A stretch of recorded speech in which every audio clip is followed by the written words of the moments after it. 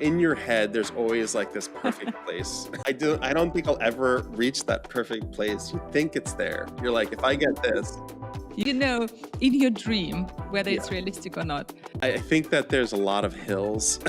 So like if I climb this mountain and I'm like, I got through the mountain, then I see another mountain over that. And I'm like, let me get through that mountain. And I climb over that mountain. I think that you're never actually satisfied even doing the thing you want.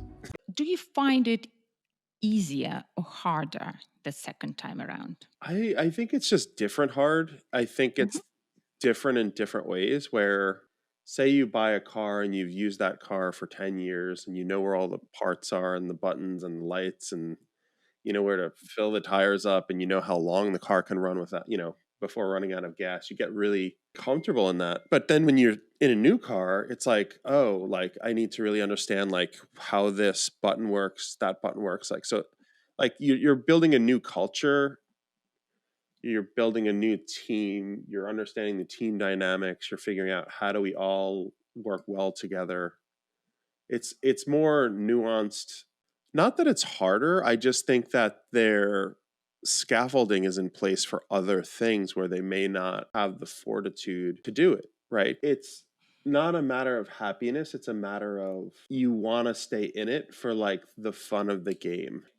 Business in a sense is like a sports game. Like it is a game. You have winners, like you have, people like Jeff Bezos who won at the game of business.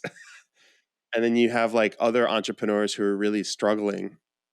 For me, I like the game of business a lot and figuring out how do we become successful? How do we make this really thrive? How do we make an amazing product? Like when I see someone use a product, I get like a natural endorphin hit. Stay hungry, stay foolish.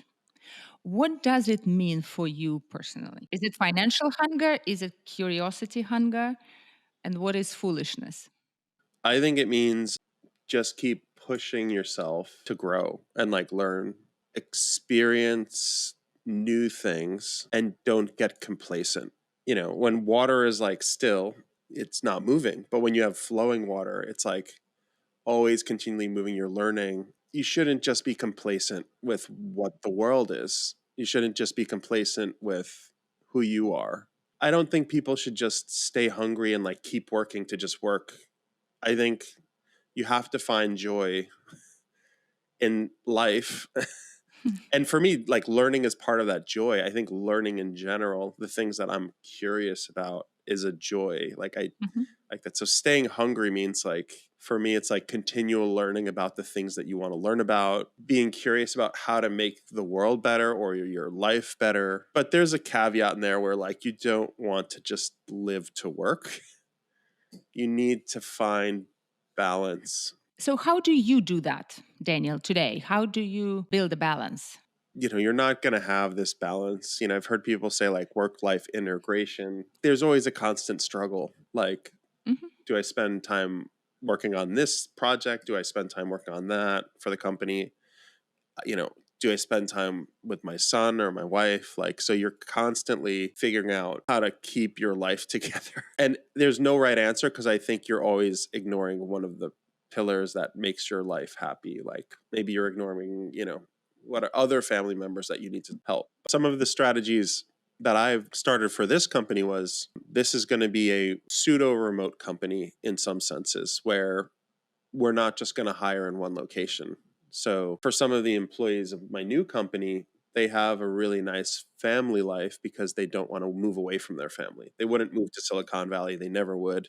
They want to stay where they're at. So like I see that they're having this better life because of like the way that we're designing this company. There's a waterfall effect. It's like for me, it's the same thing where actively I wanted to have this remote company because it also helps me in the way that I operate, right? So I'm designing my life around working a lot, but also being able to see my family when I need to quickly. I'm also seeing friends a lot more than my first company. So like I think I'm designing my life in a way where I'm like I need to just carve out some of that time for like some of the friends that I have in my life because I'm like if I don't do that, those friendships will die, right? They won't die, it'll just be harder to maintain them. So again, it's not perfect, but the reality is building a business and it just takes up abnormal amounts of your Of course. time.